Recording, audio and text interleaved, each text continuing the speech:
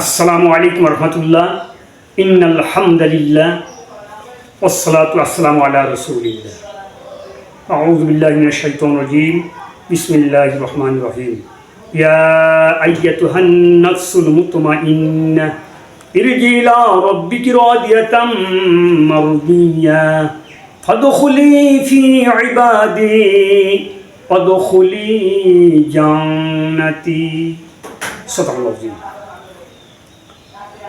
কুরআন কারীমে সূরা ফজর শেষ আয়াত থেকে আল্লাহ পাক কিছু কথা বলার তৌফিক ইনায়াত করলেন।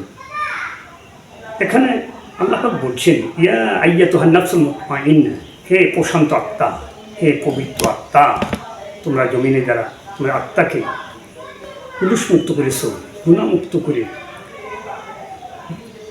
বহু দুর্গম পথ অতিক্রম করে আমার কাছে এসেছো, চলে আসো আমার কাছে। এরে গিয়ে রব্বিকে, তোমার রবের কাছে, আমার কাছে চলে আসো। রব্বিকে রাদিয়াতাম মারদিয়া ফাদখুলি ফি ইবাদি, আমার ইবাদতকারী বান্দা, সেই বান্দাদের মধ্যে তোমরা শামিল হয়ে যাও। ওয়াদখুলি জান্নাতি, এবং আমার জান্নাতের মধ্যে তোমরা প্রবেশ করতে থাকো। আমি এখন এই সূরা ফজরের শেষের একটা আয়াত আমি তেলাওয়াত করেছি। এখানে আল্লাহ রাব্বুল আলামিন তার বান্দাদেরকে সান্ত্বনা দিয়েছেন যে সমস্ত বান্দাগুলি জমিনে এসে আল্লাহর বিধান কায়েম করেছে, আল্লাহ পাক তার নবীদেরকে যে উদ্দেশ্য করে পাঠিয়েছেন, সেই নবীদের সাথে তারা পরামর্শ করে নবীরা যা বলেছেন আল্লাহর দেওয়া বিধানগুলি বাস্তবায়িত করেছেন। এই বাস্তবায়িত করতে গিয়ে কখনো বাধার সম্মুখীন হয়েছেন, বিপদের সম্মুখীন হয়েছেন।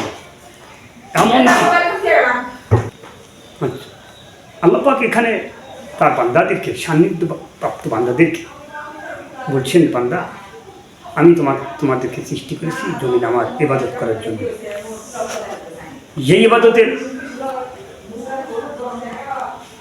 মাধ্যম সেই নবীদের দেখানো পথ, আল্লাহ দেওয়া বিধানগুলি বাস্তবায়ন করতে গিয়ে নবীরা যা বলেছেন, আল্লাহ পাকের পক্ষ থেকে যা বানিয়ে এসেছে, যে আদেশ এসেছে, নিষেধ এসেছে, সেগুলিকে তারা অক্ষরে অক্ষরে পালন করে যে সমস্ত মুমিন বান্দাগণ, ইমানদার বান্দাগণ, আল্লাহর গোলামেরা, তারা জমিনে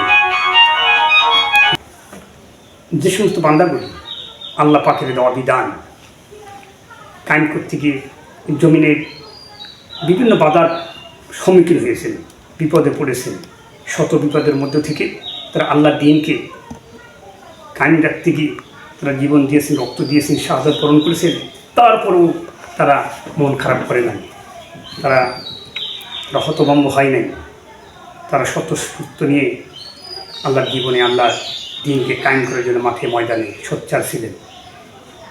সেই মানুষগুলোর প্রতি আল্লাহ পাক আশ্বাস দিয়েছেন, শান্ত করেছেন, আশার বাণী শুনিয়েছেন। সেটা হলো, ইয়া আইয়াতুহান নাফসুল মুতমাইন্নাহ, হে পবিত্র আত্মা, হে প্রশান্ত হৃদয় আত্মা, ফিরে আসো। রব্বিকে রাদিয়াতাম মারদিয়া, তোমার রবের সন্তুষ্টি চলে আসো। ফাদখুলি ফি ইবাদি ওয়াদখুলি জান্নাতি, আর আমার ইমানদার বান্দাদের মধ্যে শামিল হয়ে যাও, আর আমার জান্নাতে প্রবেশ করো। আল্লাহ পাক এই কথা বলবেন, বান্দাকে এই ডাক মরণের সময় দিলেন, তারপরে কবরেও দিলেন, হাসরের ময়দানে যখন মানুষ উঠবে তখনও দিবেন, মিজানের যখন মানুষ কাছাকাছি যাবে সেখানেও দিবে, আবার পুলসিরাতের গেটেও দিবে। জান্নাতের একেবারে নিকটবর্তী যখন হবে তখন এই আহ্বানগুলি আল্লাহর পক্ষ থেকে আসতে থাকবে। সেই জন্য আল্লাহ পাকের বিধান জমিনে সবসময় কায়েম রাখার প্রচেষ্টা চালিতে হবে।